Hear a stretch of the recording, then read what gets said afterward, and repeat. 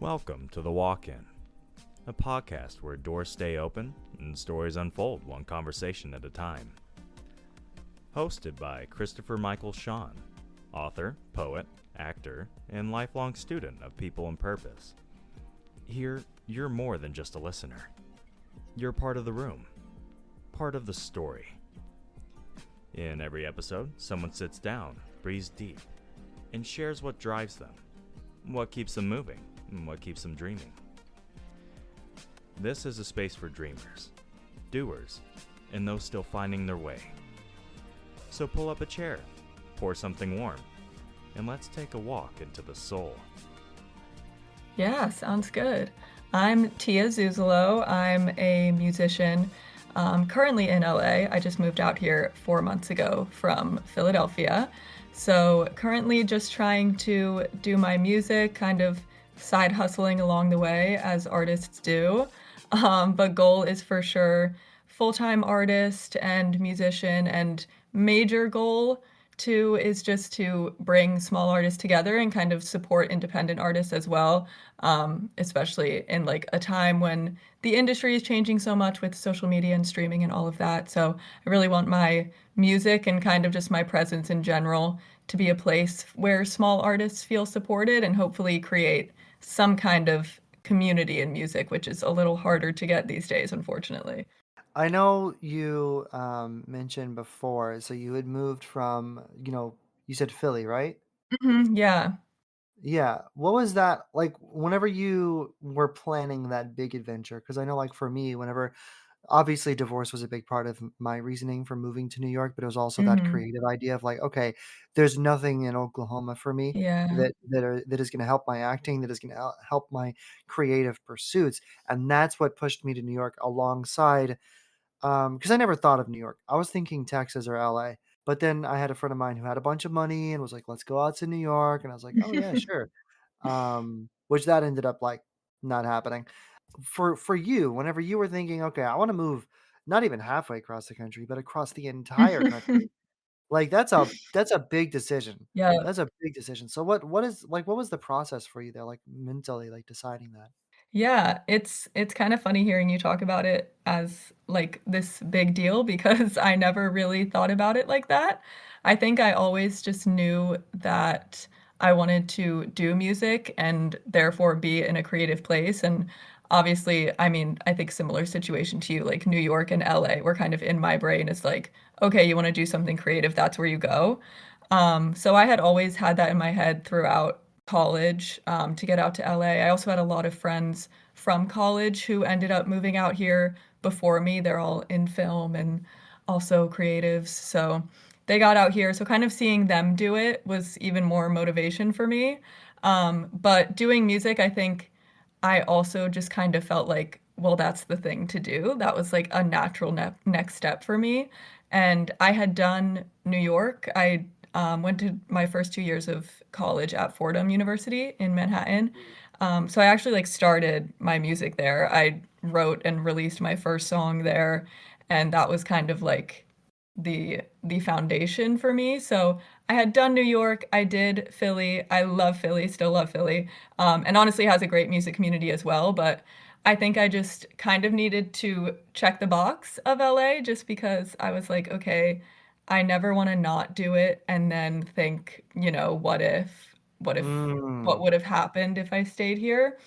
Yeah, I think it was just the creative draw, and I'm also just somebody who cannot be in the same place for too long, no matter where it is. I mean, I still love New York, I still love Philly, but just being anywhere, I haven't lived in the same place for more than 2 years since, like, I moved out for school, so I think I'm just someone. I get a little restless. I'm always thinking, like, what could be if I was somewhere else in a new environment, meeting new people. Like, there's just so much to see and experience in my mind. So I kind of just was like eager to go on to the next thing. Yeah. No, I completely feel you on that one. Cause like, especially because like, whenever I was a kid, and this might be the reason I'm like this, whenever I was a kid, I went to, like, 4 different elementary schools, 4 different middle Mm, schools, 3 different high schools in different cities in Oklahoma. So, it was mm, never, like, the same place, and I right. knew Oklahoma, like, top down, left to right. The only place I'd never been was like Guyman, which is that weird panhandle area, but I've been everywhere else. I could Yeah. I could paint you a picture of Oklahoma and it would be probably 100,000% accurate. And I love Oklahoma. I do. I love Oklahoma. I love the Right. people. And even now people asking me, they're like, "Do you think you needed to move to New York to have this dream?" No. Mhm. I think that I Right. easily, especially because my acting evolved into a podcast, but I don't, and this is kind of where it spirals a bit, because I don't think I'd have the podcast if I had not moved out to New York. I Mm. do think I have that like restless energy as well, where I Yeah. don't like staying in the same place for too long. And especially after my divorce, like everything kind of fell apart. And I'm like, yo, I need to Mm. better myself. I need to You be in need a a place change, new. yeah. Yeah, and I think it's a beautiful thing. I think relocation is a beautiful thing. We all wanna redefine ourselves. We all wanna decide Mhm. who we wanna be, and, you see moving across the country as this, "Oh, that's just a decision that I made." But for a lot of people, it's something that they're Mhm. still struggling with. They're like, "Do I wanna do that? Is that good for me?" And this is something that Yeah. I've talked about on the podcast before, where it's like, you're gonna have moments where you're gonna have huge walls, huge barriers in your way, and you're gonna think, "Well, I'm just not capable of doing that. Like, this other person Mhm. can do it, but I can't. I can't move halfway across the country. I can't move across the Right. entire country." Well, I'm here to tell you that you absolutely can, and it doesn't mean that you should, Mhm. it doesn't mean you have to, but sometimes it's good for you, and, me being as restless as I am, I've been in New York for, 2 years now, Mhm. and I'm already restless. I'm already Right. like, what about Missoula? What about Exactly. what about California? What about Washington? What about Georgia? Yeah. What about these other amazing places? And I still want to go overseas sometime this year. I still want to travel more, learn more languages, connect with Mhm. more cultures and communities. And I think it can be very, very inspiring whenever someone hears a story like yours and they're like, well, she kinda knew what she wanted to do. She kinda Mm. figured it out. She had her foundation and she built on from there. So, whenever like, 'cause you sound very confident in your work. You sound very like, you know where you wanna go, you know what you wanna do. I'm curious, like, do you feel that way about yourself? Do you feel like you're kinda put together whenever you look at yourself in the mirror, you know?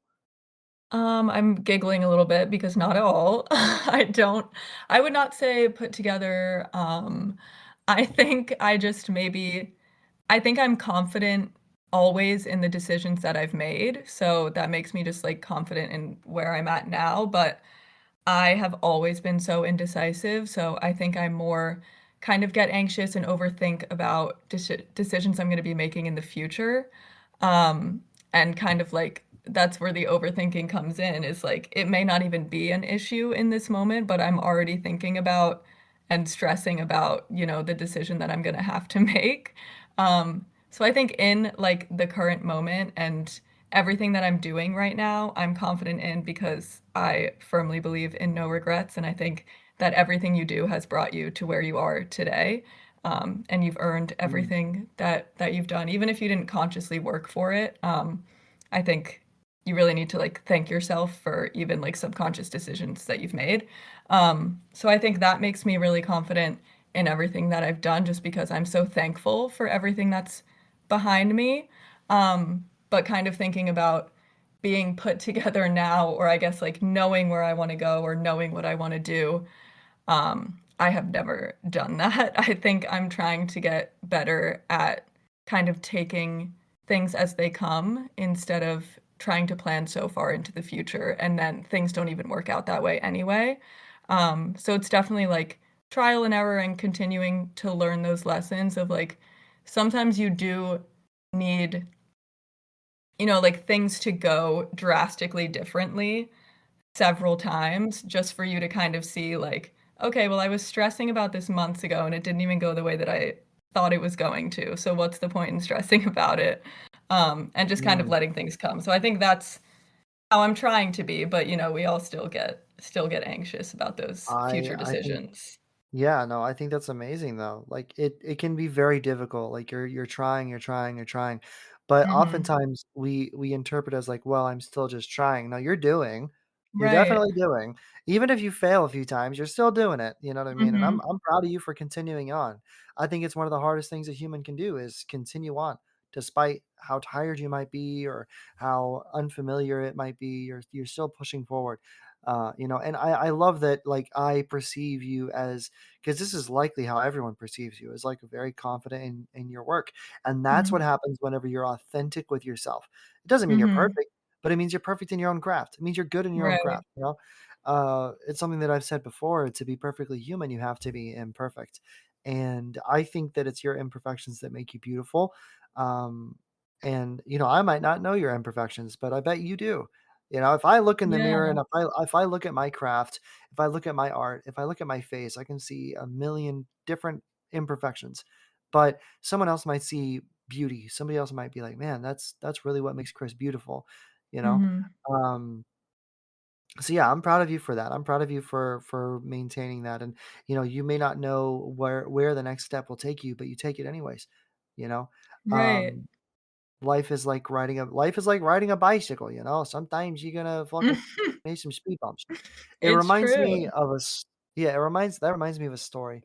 Whenever I was really young, we lived on this hill in the Rolling Wood district in Bethany or War Acres, Oklahoma, Mhm. basically Oklahoma City, central Oklahoma. And there's this big hill that we lived on, and I would always ride my bike down the hill. So I'd get out the top and I'd go all the way down, and I always wanted to see how fast I could go. So I'd get on the top of the hill and I'd start pedaling and pedaling and pedaling, and then you'd go to the turn, so I'd start slowing down. And every single day I do that every day, up and down, up and down, up and down. Well, there was one day where I really wanted to push the limits. I really wanted to see how fast my bike could go. So I get to the top and I'm pedaling and I'm pedaling and I'm pedaling, and the handlebars started shaking and I wasn't sure what was going to happen. And suddenly the handlebars jerked and I veered left, hit the curb, the bike goes up, I go up, and My next thing gosh. you know, I'm lying in the grass under two trees, Oh, double vision. It's all awful. I look over and the first thing I can think is like, "Oh, I got to go get my bike." Like my bike's in the middle of the road. It can't be in the middle of the right. road. So I go to move it, and then I look up the street. My sister's running out screaming Bloody Mary. She's like, oh my God, Chris, oh my God," because like I'm like 8 years old and I just flew in the air. Mhm. um, so I think of it like that. I had an awful thing happen to me. My elbows were scraped. I was bleeding in my face, my knees, everywhere. I was messed up. And you would think like, oh, after that, like he probably never got on a bike again. Oh no, next day. Probably Mhm. not the next day. My mom probably definitely grounded me for a bit. They're like, like, don't ever do that again. But my sister got me bandaged up, and I definitely, once I was healed, I definitely went after it again. And I Mhm. think that whenever we think of the analogy, like, oh, life is like riding a bike, everyone's like, oh, it's so cliche, but it's so true. You know, Bad things happen to you. And you might not know what the next step looks like. You might not know what's going to happen when you're all the way down the hill and you're already full on it. Maybe you're in the plane and you're crossing over Oklahoma to California and you're looking down and you're like, oh my goodness, I am so far from home. And maybe you don't know what's going to happen when the plane lands. Maybe you don't know where you're going to work or what you're going to do. What are you going to eat? Who are you going to meet? You know? But you're gonna get Mhm. off that plane, and you're gonna take those steps forward. You're gonna unpack your luggage, and you're gonna keep walking forward. And it doesn't take Supergirl to do that, but it takes Mhm. you. You've got it in you.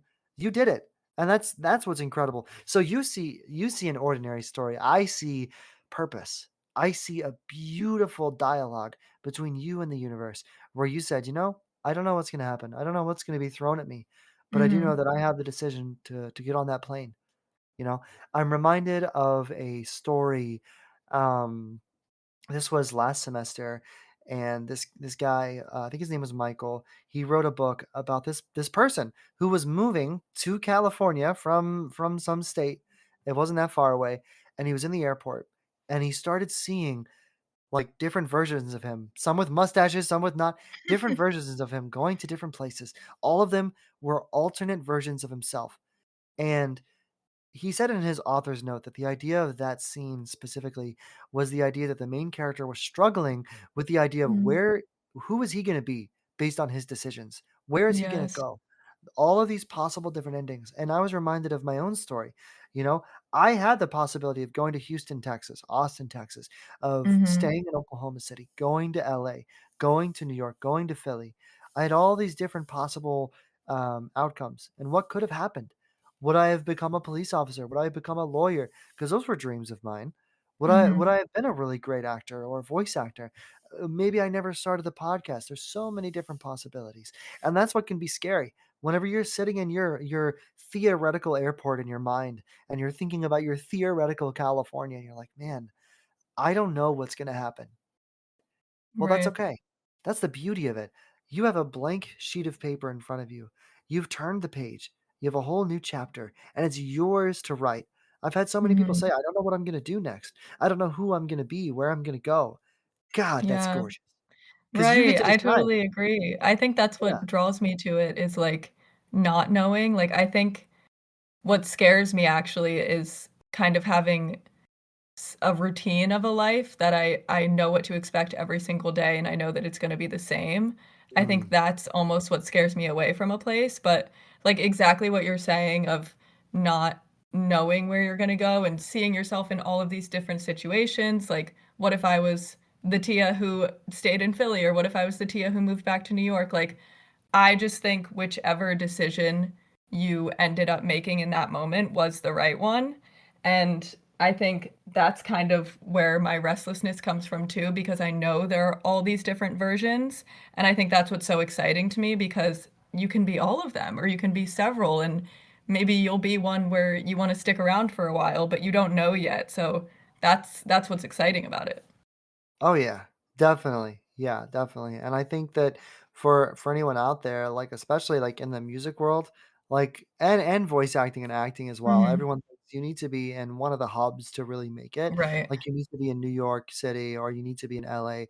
But I think that especially in with how technological we are now, you can make it anywhere, Hmm. doing Agreed. anything, you know. And I actually would love to hear more about your story with music, because I know you said that you started off in New York, and I'm curious. Like, Hmm. I want to say I could be wrong, but I want to say you do a lot of going and like doing performances in Cali, if I'm right. Yeah, yeah. I mean, I've been trying to play out as much as I can, but yeah, I think that's like my favorite part of being a musician in general is playing live because it's the most direct connection to the people who are listening, which is kind of the whole reason why I do it. So yeah, I've been trying to play out as much as I can out here for sure. Yeah, I've had people tell me before, like I've had conversations where it's like they're terrified by the idea of performing live. They might have Mhm. amazing, beautiful music. I want to say it was Nymph, which might actually Mm. be the episode before yours. If I'm right, she mentioned how playing live is like this terrifying idea, but she wants to do it. So Right. for like someone like that, like were you ever at a point like that where you were like, I don't know if I want to do this, like if I want to go perform live? Oh my gosh, yeah. I was the shyest kid ever. I was not like I would never perform live. I was a theater kid, but only backstage crew because I did not want to be on stage. Like Mm. I think I actually overcame it in New York. I was going to school during COVID and like horrible experience, but silver Twinsies, linings. twinsies. Yeah, that's what, kind of motivated me to start music because it was such just, like, an isolated and empty time, like, I was kind of craving some kind of outlet and interaction, and I've come from a musical family, I've always played some kind of music and been surrounded by music, so that's kind of where I turn to again. Um, but yeah, I started in New York. I just started writing again.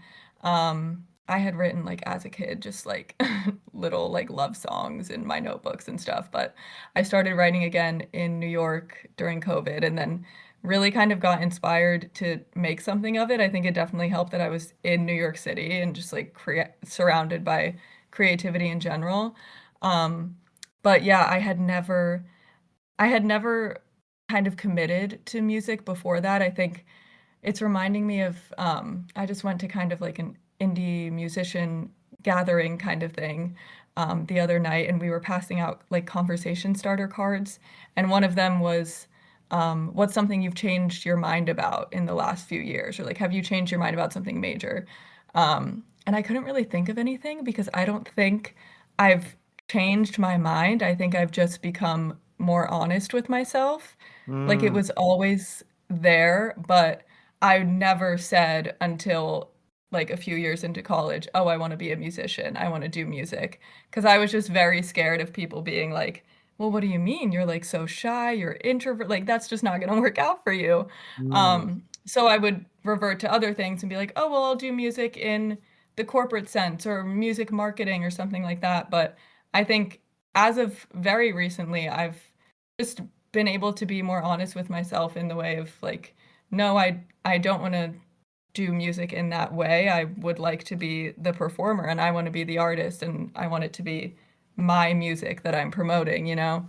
So I think, yeah, it's always been there, but just recently, and yes, it took 24 years to admit that I do want to be the one on stage, but it was not always like that. heck yeah, heck yeah. Well, I'm proud of you for that. You know, it took me well, actually, technically, I was kind of thrown onto stage, so, Love. literally okay. So, really, really quick recap. I still haven't done an actor's I think I might have done an actor's podcast where I talked about my acting dream. So, whenever I was really young, I would mimic, voices on the TV, Mhm. weatherman voices because I was really scared of thunderstorms, like, "It's raining cats and dogs, folks," and, like, my siblings would throw stuffed animals on me, I'm like, "Oh god," you know? It was funny, it was good, it was whatever, and then as I grew older, I learned how to do other accents. "So what are Mm. you talking about, you wee man? Do get out of here." You know, so and then I kept evolving over time and creating little funny characters to go with the accents, Getting a like free show right Nigel now. This is Nicklebottom. amazing. So, you know, and that evolved after a while, and then it was in 8th grade, I was in like, I went to a lot of different schools as a kid, like, you Mhm. know, 4 different elementary, 4 different middle, 3 different high schools. So in middle school, I went from, Caps Middle School, which got the building that I went to got torn down and rebuilt, which was so sad Mhm. because when it got rebuilt across from my new apartment complex. It's a whole thing. It was the apartment complex I grew up in as a kid, and then we moved away. And when I moved back into town, they tore down my old middle school and rebuilt Oh, it in front of that no. apartment complex after I moved into that apartment complex. So I was Oh like, my "Oh, are you gosh. feeling nostalgic, darling? Well, here you are. Perfect, right there." You know. So, anyways, but yeah, so I was in 8th grade, I was in Mustang High, and they didn't have an orchestra. So I'm like, okay, I can't play my violin. That sucks. And, I was really mad. I was really mad at my mom. I remember being really mad. I was like, "Mom, why?" You know, she's like, "Well, Mhm. my boyfriend lives here." And I'm like, "Oh, mom, I don't care about your stupid boyfriend." Obviously, like, her boyfriend was really nice. I really liked him. He was like a father to me. I loved him to death. But, I really hated the school because I couldn't play violin. And I got thrown into a drama class, and I remember, just hating it. I hated it because it wasn't orchestra. And I would sit in the back of the Really? class. Yeah, just purely out of spite. And so I would sit in the class just hating it. Near the end of the semester, we got an assignment where each of us had to create a play.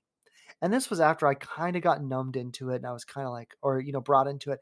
We did little Mhm. activities, like the bus stop activity where, like, somebody sits at the bus stop, somebody else sits down next to them. They have to act, like, perform in a way that gets the other person off the bus stop. So, you know, it's like a Oh, battle of, like, are you gonna make them uncomfortable, but you can't touch them. You can't touch right. them. Like, yeah. So there's rules to it and stuff. There's little games like that that eased me into acting and made it really fun. And then the assignment came where like we have to perform our own scene. We have to make the music, we have to make the script, we have to get the actors together. Mhm. So that's what I did. And I made a mummy scene somewhere out there in the universe. I think I might be able to locate it. Is that mummy scene?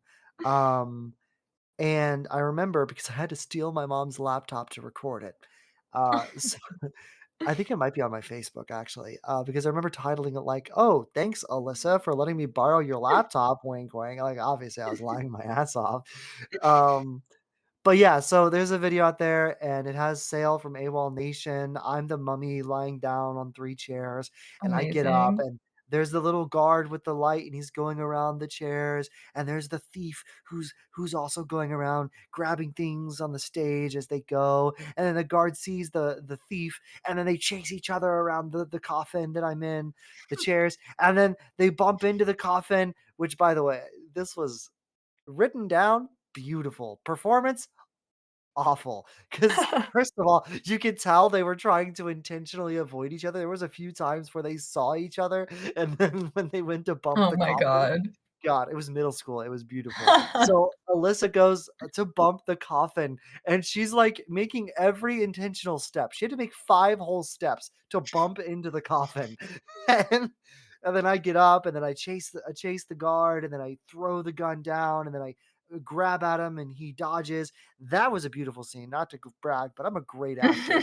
And then I turn around, and then I chase, chase, chase. Then the thief picks up the gun, shoots me, and I collapse and I fall. And then the both of them didn't know how to end the scene. They should have bowed to end it, but they kind of just awkwardly like laid down, which was pretty funny. Nice. Um, but yeah, I really fell in love with it. My director was like, "You have to get into acting," and I was like, "Oh, Aw. okay." She made me promise that I'd get into acting in high school, but then we moved high schools, and I was able to be in orchestra again, so I was happy. And then I went to another high school, they didn't have orchestra, I was like, again." Oh, I love that. So, it was my junior year, went into acting, and I got into, stage stuff, and I was going to auditions actually my senior year, finally getting into auditions, and, there was a we were in or not rehearsals, in auditions, and there was a guy trying to do a Southern accent, and he just couldn't do it. The director was trying to tell him, "Say this line in a Southern Mm. accent." He was having a hard time with it. So, I wanna say the line, was like, "But she called me a whale and a cobra." So, he's struggling with it. I walk up, and I was like, "Is it something like, 'She called me a whale and a cobra'?" And the director was like, "Well, the role's yours now." And I was like, "What?" I was like, "What do you mean?" I thought I was gonna be like a background character or something. She was like, "Well, nope, you're the 5th most Oh important my role in the sets, man. gosh. Congratulations. You gotta learn a whole script now, see?" And I was like, "Fuck." So, Oh my gosh. Was there, like, a part of you, though, that was, like, excited? Like, oh, yeah. "Maybe I will do this." Dude, I was nervous and excited at the same time, Mhm. and then every performance that we did where we were in the black box, which is like the room in the back, you know what it is, and, Yeah. I don't need to explain. My director would give notes after every rehearsal and then after every performance, like, "Hey, you need to improve this, improve that," and there was Mm. one, I think it was our final night, and, I went up to her, I was like, "You never give me notes, like, I know, like, we've been changing some stuff, every performance we do Mhm. something different." She was like, "Just keep being you. Just go on that stage and be you. Like, I have no notes Wow. for." I was so happy, I wanted to Oh, cry. that's amazing. Yeah, and then she wrote this whole thing, like, whenever I graduated, she wrote this whole thing in my yearbook of, like, "If you wanna be an actor, go and do it. Do anything, like, you're a man." I was like, "Okay. Alright, I'm gonna cry now." You need Um, people like that, you really you do. do. Yeah. I wish her and I would have kept contact. I actually just She just friended me on Facebook recently, funny enough. Oh, I'm an old guy, so I use Facebook. But, but no, like, she was an amazing director. Her name was Amanda. She was yeah. super sweet. But, yeah, definitely, like, I feel like sometimes the universe pokes you. Sometimes the Mhm. universe is like, "Okay, hey, this is where you're supposed to be," and sometimes it does change. Like you mentioned, like, Right. sometimes you start out as an actor, but you end up as a podcast host. Like, Mhm. that happens. And Right. like you said, exactly like you said, it's not that the dream changed, it's that it kind of evolved. It kind of Yeah. evolved, but in a good way, and now it's something greater and stronger, and it could evolve again. I could be a podcast host today, and the podcast could end tomorrow, and I could go back into acting, and I would see it Yes. as progress. Of course, I don't want the podcast to end because I really do love it, but, I understand that time is this beautiful thing, and we're all scared of it. We're all scared Mm. of death, and we're all thankful for life, and it's this beautiful yin and yang, this beautiful balance that's not always balanced. It can be Mm. scary. It can be daunting. But I don't think time is enemy, nor is it an ally. But it is something Yeah. that will be there. You know the sun will rise tomorrow, unless it for some reason explodes, but it will be there tomorrow. Um, you don't know if you will. And that's the scary Right. part. So do what you can today, you know? Start it Yeah. today. Even like, hey, you want to chase your dream? You want to start music? Well, I want to be a musician and I just don't have the money for a guitar. Okay, Mhm. start learning sheet music. Well, I just don't Right. have the money for sheet music. Well, look it up on Google. Look it Right. up. Everybody has a cell phone. And if you don't have a cell phone, go to a library, go to a public library, look up some sheet Mhm. music, learn how to read sheet music, and then figure out everything. There's so many different strums on a guitar. Learn how Yeah. whenever you can bring your fingers up closer and do a different note and like do all this stuff. Learn the different positions. Like violin has three positions. So you have the main position, Mm. you have the second and third. Well, yeah, third position, which is like right up against the bridge. But yeah, just learn what you can, you know, and really get into the Yeah. language of the craft that you're interested in. Get messy with it. Get your hands dirty. You know what I mean? Move halfway across the country if you feel like it. Go across the whole country Yes. if you feel like it. You know, you don't need a college degree. You don't need anything Yes. fancy. It does help for sure. Right. I went to Oklahoma City Community College during COVID. I learned and I went into acting, and a lot of what I learned was how to like, hey, your voice is your business. You're running a business. Mhm. And what I learned in those classes about how I am my own business, they help me run my podcast because I Right. know Oh my everything gosh, I yeah. do, everybody I interact with, it's all a part of the brand that I'm creating, the reputation that I'm creating. Mhm.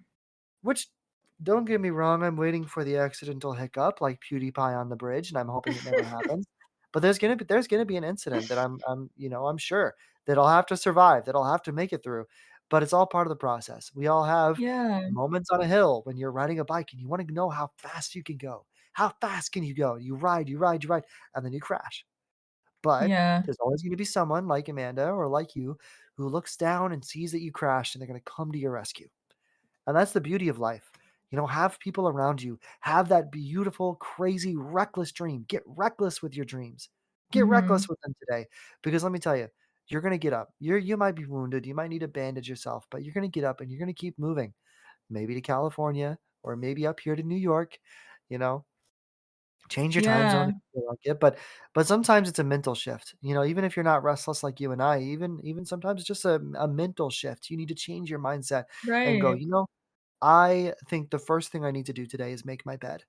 That's what my dad was Mhm. in the army for 23 years. My mom was in for 4 years.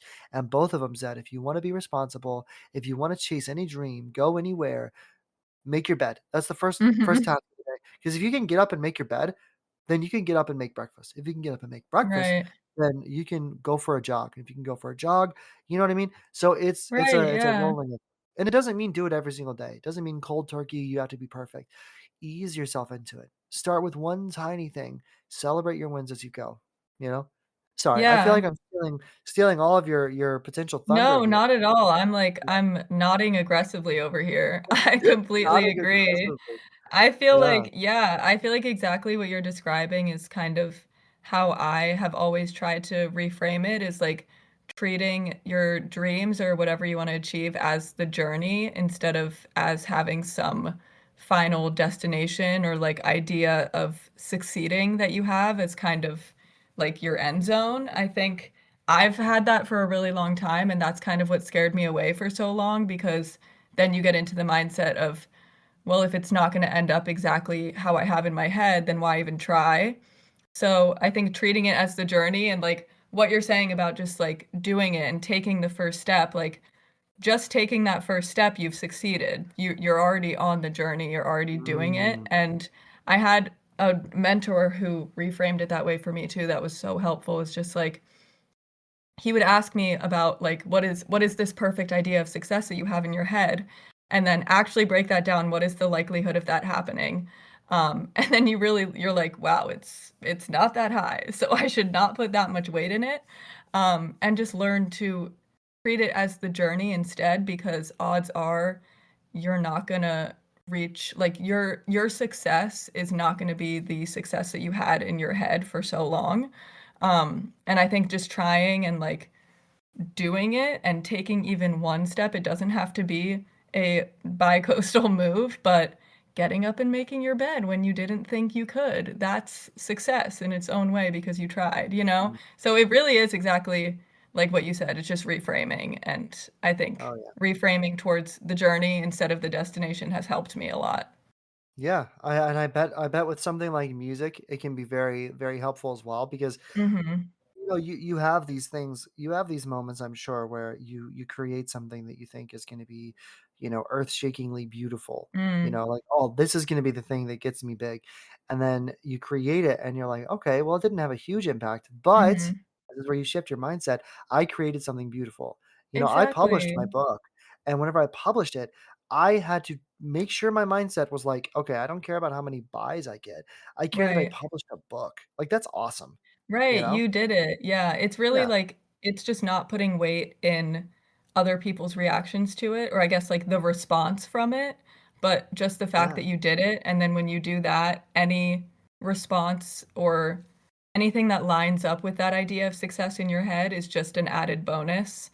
It's like it's reminding me of one of the first times I played out in New York actually was just, like, busking at a cafe, and I was so nervous 'cause I had never played out, but afterwards, this girl I put, like, a little sign with my socials up on in my guitar case, and afterwards, Mm. this girl had DM'd me, and she said, "I saw you at this cafe tonight, and I had just broken up with my boyfriend, and I really needed your music tonight." And I still have the screenshot from, like, 5 years ago in my phone, and Aw, that's, like, I've already succeeded, like, I've reached it. So, look at if you that. just yeah, I think just, like, take down all of your expectations and your standards, and then when something like that happens, it's just even more amazing. That is beautiful.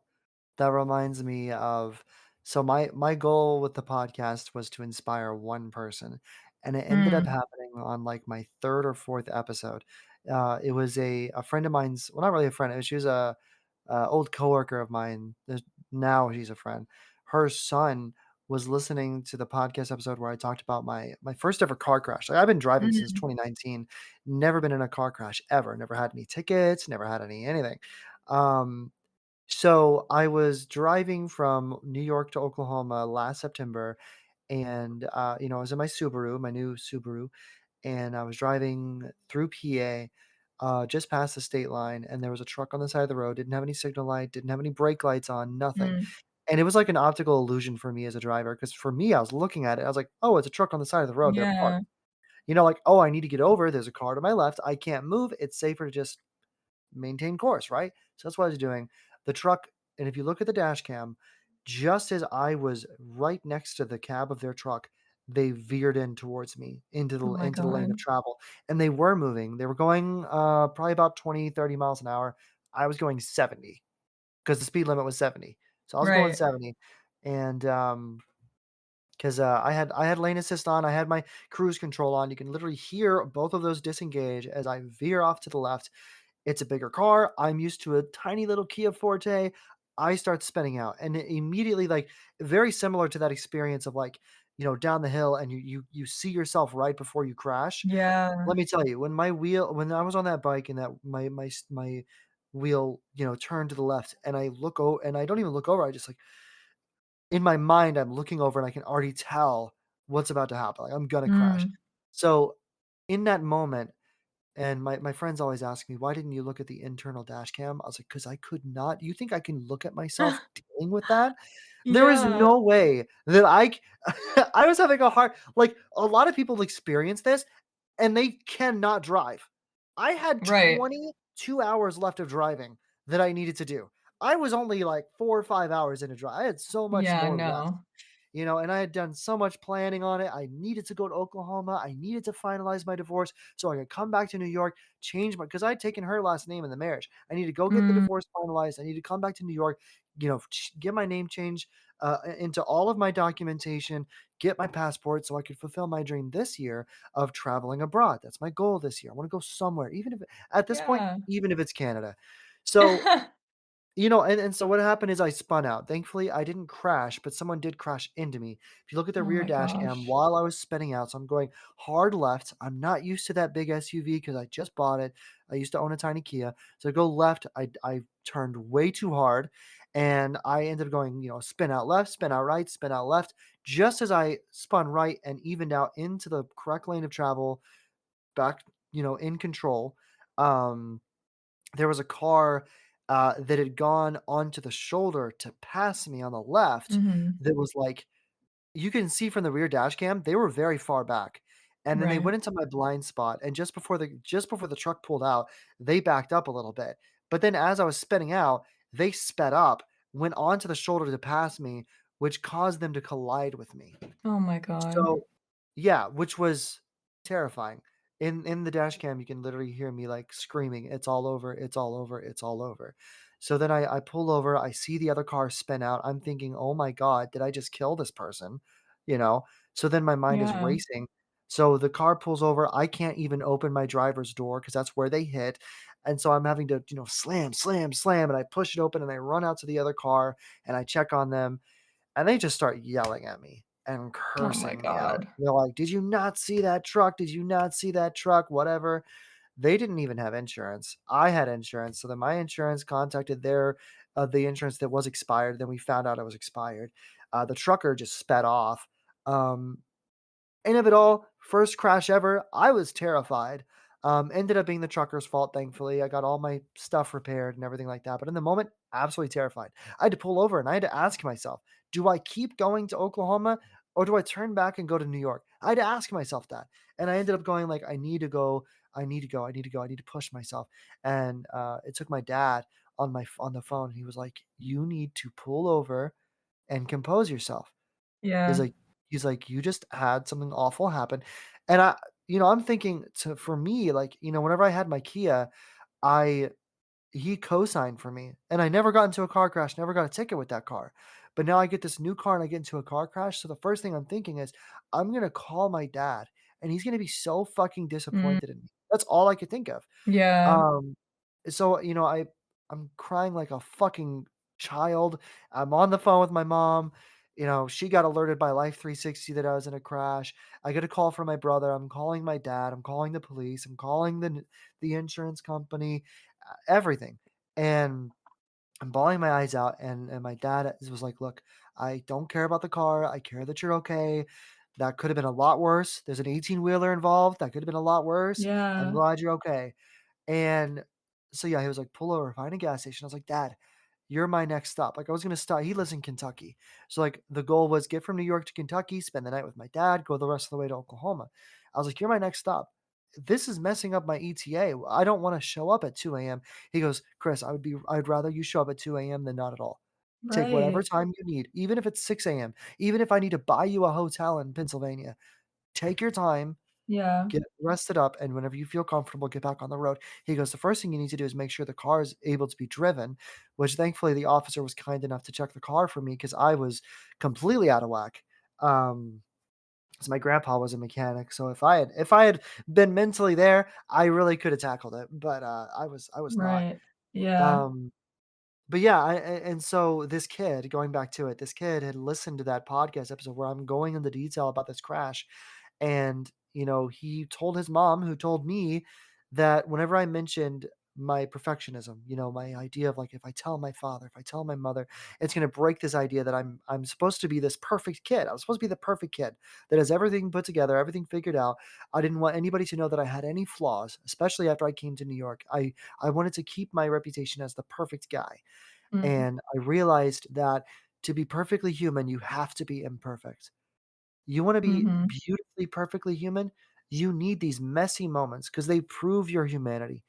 Right. That car crash proves my humanity, and I'll be honest, my dad had suggested I put duct tape on the door of the car to keep the wind out because the door was on, but it was, a lot of wind was getting in. So I bought gold duct tape, I put it over the wound of the car, and whenever I got to Oklahoma, I had everybody sign it. And now, I don't know if you can see, I'll turn my video on for you for just a second. I don't know if you can see, but just behind me there is the cast of Oh, the gold yeah. strip, and that gold strip has everybody's signatures. I had that put into a picture frame, and it's on my wall. Oh my Of course, gosh. it's really funny because it's just above a sign that says, or just below a sign that says, "This ain't my first rodeo," which is just is very dramatic and thematic, but yeah, so, it's proof of the survival of it. Yeah. But this kid was like, "Yeah, I heard your podcast and it kind of inspired me not to have a perfectionist mindset anymore. I inspired a 9-year-old not to be a perfectionist anymore. Like, I Yeah. helped them get through that, and Right, you won. that was like my 3rd episode. So, you have moments like this, like with you, like you Mhm. inspired someone at a performance who Right. saw your details and was like, "Hey, I just got broken, me and my boyfriend just broke up, Yeah. and like I really needed this." Like there are moments where you're starting out, where you're doing what you can. And it feels like whenever you hear these stories from celebrities and actors and actresses, oh yeah, they just have a perfect life. No, no, no. They're messy too. And it's their Yeah, messiness that's beautiful. I mean, think about it. exactly. You didn't go into that thinking you were going to inspire someone, but you did, you Right. know? And it's a beautiful moment. The universe and I'll be honest, when that wreck happened, I was absolutely thinking like, what the fuck is the purpose in this? But Mhm. now I have a cast on my wall and I know that it's a story that I'll tell my grandchildren, you know? Yeah, Hopefully my great exactly. grandchildren, you know? And it's a beautiful moment. And I'm Yeah, happy that I you think had that that's one where you like can inspire someone. yeah, right, that's like, what you're saying is, like, you can even have those moments or you can only have those, like, most impactful moments when it's not planned and when maybe you didn't even want it to happen in the first place, you know? But, I mean, something like a car crash, like, literally one of the most awful things that can happen to you, but now you have this kind of, like, ripple effect of something positive that did come from it, you know? So, I think you can't have some idea of how you wanna succeed or where you wanna get because you can have the best moments along the way and not ever get to that final point, you know? Yeah. That was very inspired. Put that on a t-shirt. That was great. So with your music, because I really do love your music. You have a great voice. You Thank have great you. great talent. Now you've been in Cali for 4 months, and I'm sure that that's Yes. been, probably been a bit of a transition. Where Mhm. where do you like what is your goal in Cali? Just like altogether.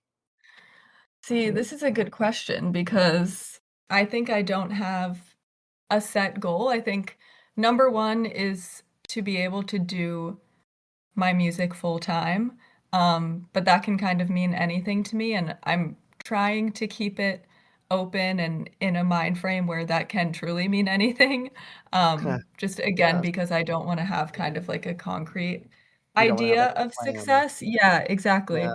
concrete idea. Yeah, but I mean, I've just been trying to kind of build a community out here, play out as much as I can, and connect with people is like the major thing, connecting with other musicians, which I've been able to do a lot of, which is amazing. But then just also kind of creating a community, whether that be on social media or just people who see my shows or hear my music, and just kind of trying to build that out, and figuring out a way to do music full time. So, being able to sustain that financially Mm. is like the big hump that I think a lot of creatives can understand. Um, Oh, yeah. Definitely. yeah, but I think, like, right now, I'm still doing my internship at Warner Records, which is a really great way to kind of be doing music, and get paid for it, but then, have time for my own music as well. So I think long term, I would love to stay in LA, and I think it's gonna be a lot of side hustling and doing my own music and kind of figuring out where that takes me. Mm. But yeah, long term, I think doing something, whether that be performing myself or, being a touring artist would be incredible. But even if it's writing or, getting sync placements that are able to pay me out so that I can keep performing or, kind of just seeing where it goes and being able to be flexible about that is the goal right Yeah. now. That's incredible, and I know that that was a bit of a challenge question because I know you said you don't like anything to be concrete. Yeah, Um, no, I like it though.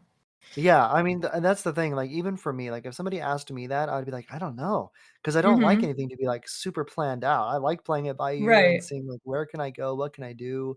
But I mean, especially for me, I would love to take the whatever the next step is, Mhm. I think that even for acting and voice acting and my writing and my poetry, I would love to take the next step and just see where it takes me, you know? And I'm proud of you because you, like I said, you've got a beautiful talent, a beautiful voice, a Thank beautiful you. mindset, especially with like, the definition of success. Because I've said before that we each of us define success in our own way, but failure is a necessary milestone on the pathway to success. And I think that's something you've Totally. learned. You know, Mhm. that if you want to be successful, you have to define it yourself. It's not, oh, I need to be on a billboard or be super rich. No, sometimes it's, hey, I work a part time job and I perform at a bar every Friday, and Right. then we have a good time. Maybe that's what it is. Maybe Mhm. I'll be like Dawson McAllister. I've mentioned him before. I used to always listen to him way back in the day, Mhm. and before he passed away, sadly. Maybe I'll be like that. Maybe I'll be like a small Yeah. podcast host that makes a little bit of money. Or maybe I'll be like a lot of these artists that get maybe somebody will recognize me. I mean, I would love it Yeah. if somebody like listened to the podcast and they were like, "My God, Chris is so good. We got to hire him." I'd love that. But Yeah. I don't want to lose the community that I've built. Mhm. I've thought about LA. I've thought about going out Yeah, there. I I think was that's gonna a great spot. ask. I just, man, it's so expensive out there. If I went out there, Oh I'd my need a gosh, yeah. plan for sure. Yeah. Yeah. Don't get me wrong. I know everyone's gonna be like, "But Chris, you had $1,000 in a bag of clothes and you made it in New York." Yeah, and I also slept in my car for 3 months, Right. which is not possible in California. I would die from the heat. I'm telling you right now. New York is advantageous. It was July and somehow 60 degrees because New York is cold. Okay. Yeah, right. So, At least you have that. Yeah. yeah, the last 2 days felt like home because it was like 95 degrees, while we're recording this, like 95 degrees, and I was like, Yeah, I heard "Man." it's hot over on the East Coast right now. It's not even that hot here. Yeah, back home, it was like 75, 80, and I was like, "Oh, it's Yeah, 95 here?" It's it's been 40 all crazy. week, what the hell? Yeah, Right. yeah. So, but yeah, I think that was really good. I love your message to the people about success, and I think that you have a lot of potential. I think you're gonna do amazing. And whether it's in LA or Indonesia, like wherever you go, I think you're gonna do great. And I'm really proud of you for passing these hurdles and continuing forward. I think that there's a lot of potential here, not even just in your music, but in your art. Because one of the Thank beautiful you, things yeah. about being a musician is it's all about storytelling. So you mentioned writing. I would love to see your writing. I do poetry, but my poetry's awful. Actually, hold on. I was gonna pull this up earlier. One bit of poetry is called Allergic, and this is just the first stanza that I've written here. That's what I tell myself, that I'm allergic. I sneeze and I cough, but only if I'm close to love. And then another thing I wrote, gosh, where's the thing? Ring me when you've gone. I kept the ring as if grief could be folded and wept a song into the void, as if lyrics could be scolded. But I whispered softly each night to the rain, as if she could hear me cling to the old chain.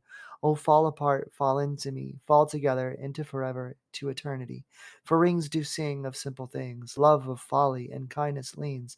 Oh, love, old friend, I wondered if you'd return to silver bands and lakeside cane, where the heart fell numb to mindful slain. Oh God, I suck at poetry, but I would write every day to see the sunset one more time on the shore where the ring lay. Um, Wow, that is oh, beautiful. I'm I like, don't I know. wanna put a melody to that. That sounds like lyrics. I I'll let you if you want. I'll send that to you because I don't mind. That Um, was I've been beautiful. I've been ever since. So I had a creative writing course this last semester, so I've been try to get more into like things that sound like I have a good rhythm, like dum da dum da dum da dum da dum, and I'm like, okay, let me try my best because I feel like I do have somewhat of a talent with words, I think. I'm getting more confident in it. But that specifically is, and I'll share my screen here. We're kind of being meta with all the listeners. Sorry, listeners. One day I'll learn how to record my screen for you guys, so you guys can see all that we're showing. So this is a picture of me at Lake Latonka in Lawton, Oklahoma, the city that I was born in. So whenever I made it to Oklahoma, finalized the divorce, right after I left the courthouse, I drove all the way out to Mount Sky. The hiking trails were closed, so I wasn't able to hike the mountain, but I was here able to come up to this lake, and this is the beautiful view. I know it's a little pixelated, but the beautiful view I saw, and this is where I threw the ring out. Um, Oh. yeah. So this is like where my wedding ring, which was only like $40. I'm like, it's so expensive. Like, no, no, it was only like 40 bucks. Her ring was the $400, $500 one, which was still technically cheap. Um, I wanted to be more expensive with it, but your boy's broke. So, Yeah, um, best you could do. best I could do. She loved it at the time. So, but yeah, like, I wrote that poem about that moment, about being at the lake and throwing the ring out, and the idea of like that's where it is. It's in Oklahoma. Mhm. I actually never brought the ring to New York. It was actually in Oklahoma. I never wanted to bring it here, but it was in my old apartment, and it was on top of a bunch of documents and stuff that I expected her to go get, but she never did, which is fine. Uh, she actually this is like completely off topic of you, and this episode's supposed to be about you. I'm so sorry. Uh, I wrote her 163 love poems in the time that we were together, and she never opened any of them. So whenever I went back to Oklahoma to help her move, those poems were in the back of my car because she had snuck them into the car to take home. I didn't notice. I didn't notice her put them in the car. And then whenever I was helping her bring her things up to her mom's place where she was living then, I didn't notice the poems until she had picked them up and brought them in. And a part of me was like, oh, I really didn't want you to have that part of me. I really didn't, like, you don't deserve to have those 163 love poems. But then I also realized in the same breath, like, that the part of me that existed when I wrote those doesn't exist anymore. Like, I'm a new version now. Mhm. And, that's the last time that I wrote poetry was then, and now I've kind of gotten back into it, and I think I've created some really good work. Um, but yeah, being a musician is, and poetry, whenever poetry first started, it was music. Bards would play they would sing poetry to the strum of a guitar or a fiddle, and that's how music started. Maybe not precisely like that, but that's, the gist of it. So whenever someone's a musician and they're like, I don't know if I could be an author or a writer, I'm like, oh my goodness, you're already a storyteller. You just do it Yeah, to a tune. Like, you're already amazing. You already have a rhythm, which is the hardest thing for a writer, by the way, is the rhythm. You already know your rhythm. So yeah, put it on the page. You've got this. yeah. And that poem there is part of a new book that I'm writing called Lover's Folly, and it's going to be a continuation of every love poem. Mostly not really love, but out of love. Maybe some romantic, maybe some not. Some of my favorite lines from the poetry there, like, for love skates on broken glass, dances on ripped chords, paints in the shadows of firelight, sings the chorus of hopeful hearts. So that's one of my favorite lines from like the whole series. And I'm just excited because I was really inspired by that Save Me an Orange poem collection. Mm. I don't know if you've read those, but oh my goodness, they're so good. I've heard of it, yeah. Yeah, it's so good, so good. But yeah, I'm honestly, I'm super happy to have gotten to talk to you. You Hopefully, too. yeah, hopefully we'll have another episode together. Yeah. Hopefully I didn't take up too much screen time. I know that I kind of No, not at all. This was ranted. fun. Thank you for Yeah. having me. Yeah, and like I said, I'm super happy with like having you here, and I hope that I get to see you succeed. That's the goal. I want to see you Yes, do amazing things. you I want to too. be able to go to Walmart and find a record from you and be like, "Oh, hey, yeah, I know that And you person," will, and you will. Um, I wanna have to save up $500 for a front row ticket to one of your shows, okay? That's the Hey, goal. you got free tickets, no worries. No, no, You're no, on the list. You're on don't the ever do your list. work for free. I'll take a discount, but not for free. That's not fair. Alright, alright, alright, you got the discount. Okay, okay. But yeah, I think that's great. If there's anything, something that you want to say to anybody out there, like our previous guest, Nymph. So she said that she could never go perform. Like, she didn't say she could Mhm, never, but that it's kind of a scary idea to go perform in front of an audience for the first time, to mhm, even do something like an open mic or go to a bar. So for someone like that that has the beautiful talent but might be a mm. little too scared to take that next step, what would you say to someone? I think it is all about being a little bit selfish, and take your goals and kind of make them what fits for you best in that moment. So if performing for a large audience is your goal, take that and make it singing a song for your friend, or even recording a song and sending it to someone who's never heard you sing before. Kind of shape what your goals are to you, and then they'll just keep growing, and eventually you'll reach that big goal that you had in the first place. Hey there, this is friend of the show, Anthony Ziello, and I just wanted to say thanks for stepping into the walk-in today. If this episode spoke to you, go ahead and follow the show, and catch us every Monday at 2 p.m. Eastern. You can find the walk-in on Apple Podcasts, iHeartRadio, YouTube Podcasts, pretty much anywhere you listen. And if you want to hang with our community, come join the Discord. We'd love to have you there. A huge shout out to the Podmatch community for having us with them. Their support for dreamers is unmatched. Until next time, take a breath, stay inspired, and as always, we'll walk together again next week.